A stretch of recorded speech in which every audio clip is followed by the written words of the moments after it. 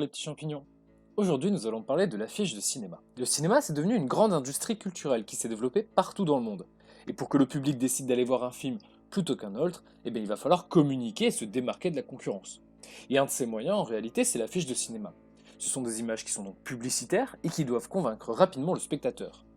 Elle est conçue en aval du film et n'en demeure pas moins un élément d'accroche important qui va donner le ton au spectateur, puisque d'un seul coup, l'idée est transmise en quelques secondes. L'affiche n'est pas un simple outil de communication, elle véhicule des images, mais aussi une émotion qui fait impression sur le spectateur. Sa dimension, sa composition, son décor, ses couleurs, son lettrage, ses représentations, tout autant de choix qui font signe et qui font valoir une ambiance, un univers spécifique. Mais aussi réaliste qu'on puisse l'imaginer, le cinéma restera toujours une fiction, c'est-à-dire donc une manipulation habile de l'image et du spectateur qui invite au voyage. Dans l'histoire de l'art, si l'affiche fait son apparition au XVe siècle, peu après l'invention de l'imprimerie, elle est essentiellement utilisée par les autorités comme média d'information.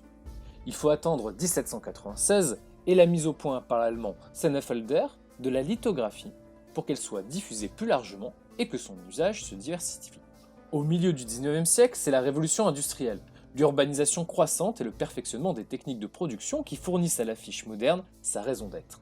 La réclame, qui envahit les murs des villes, et l'affiche devient un média de premier plan pour vanter les mérites des produits les plus divers.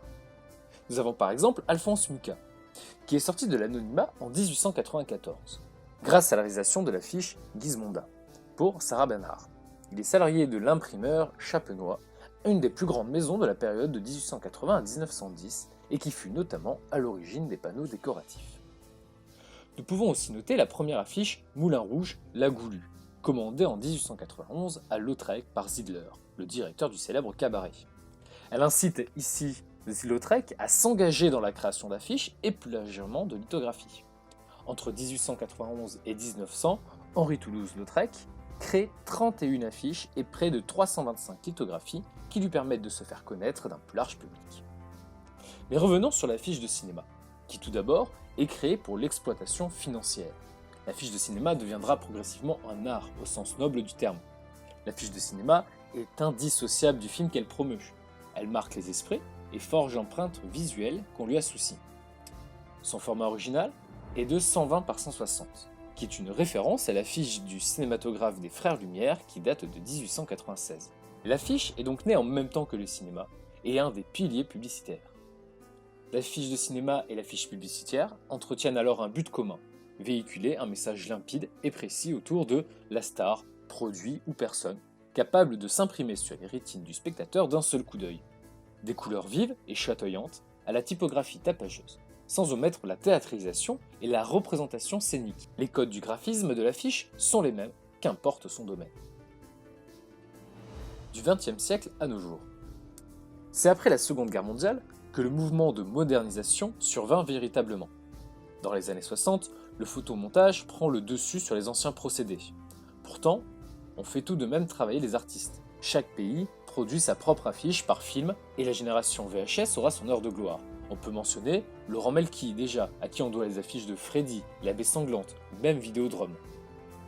Pourtant, quand bien même on donne à l'affiche d'autrefois une qualité artistique supérieure à celle d'aujourd'hui, non pas par ses moyens de fabrication mais par sa variété et sa recherche, l'auteur n'en était pas forcément reconnu.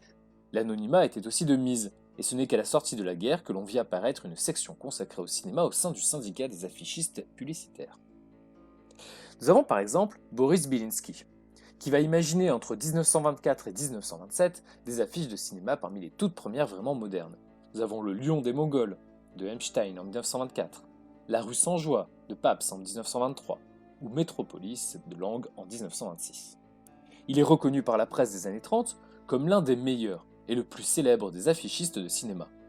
Bilinski explique que les affiches doivent servir à attirer et frapper l'œil du passant, non à lui raconter le film. Il faut donc respecter des principes. La tache de couleur, qui, visible de loin et par sa taille et son contraste, avec une tache de couleur voisine, doit composer un dessin schématique. Ne pas noyer le dessin par le texte. L'affiche de cinéma doit être dynamique, ce qui va la différencier de l'affiche publicitaire ordinaire. Le titre, lui, doit être incorporé à la substance même de l'affiche et faire partie de sa composition, et non lui être superposé, ainsi que cela arrive trop souvent. Nous avons Roger Souby, qui, lui, après un début de carrière consacré aux affiches publicitaires et aux couvertures de magazines, devient l'affichiste le plus demandé des majors américaines. Il a réalisé plus de 2000 affiches pour le cinéma entre les années 30 et les années 60. Parmi les affiches les plus connues, on trouve Lolita de Stanley Kubrick, Boulevard du Crépuscule de Billy Wilder, Ben-Hur, Lady Commandement, La Guerre des Mondes, Planète Interdite, La Corde d'Alfred Hitchcock, Autant en emporte le vent. Nous avons aussi Jean-Denis Maclès, qui est un artiste au talent multiple, et on lui doit entre autres l'illustration de nombreuses affiches pour les films de Jean Cocteau, comme La Belle et la Bête, de Marcel Carné, d'Yves Robert ou Henri-Georges Clouzot. Solbass a lui entre autres conçu l'affiche de Vertigo de Alfred Hitchcock. Un chef-d'œuvre résumant en une seule composition cette intrigue d'un détective, la silhouette pleine, qui perd presque la raison avec cette spirale, qui va pourchasser ici une silhouette transparente représentant une morte. Frank Frazetta, qui donne lui une réelle puissance picture dans ses illustrations, mais possède aussi un style très reconnaissable. Frazetta était un artiste très précoce. Il affirmait avoir commencé à dessiner à l'âge de 3 ans et vendre un dessin à l'âge de 8 ans. Mais ses dessins étaient et sont instantanément reconnaissables. Les hommes sont incroyablement musclés, les femmes sont d'une beauté surnaturelle et les monstres sont d'une leader indescriptible. Un travail d'illustration qui a donné lieu à un grand nombre d'affiches de cinéma.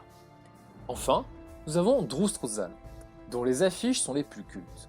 Les affiches d'Indiana Jones, The Thing, de la prélogie Star Wars, de la trilogie Retour vers le futur, sont toutes signées de la main du même homme. Un style caractéristique de peinture à l'huile, où l'on voit le trait, où le photoréalisme reste la clé de l'entreprise, mais toujours en mettant en avant les qualités des personnages, l'assurance d'un Indiana Jones, la surprise d'un Marty McFly, la malice candide d'un Peter Pan. Au fil des années, l'art de l'affiche a progressivement disparu. Et bien sûr, elle reste un outil de promotion indispensable pour les films. Cependant, leur production est devenue complètement formatée et industrielle, et l'originalité se fait rare aujourd'hui.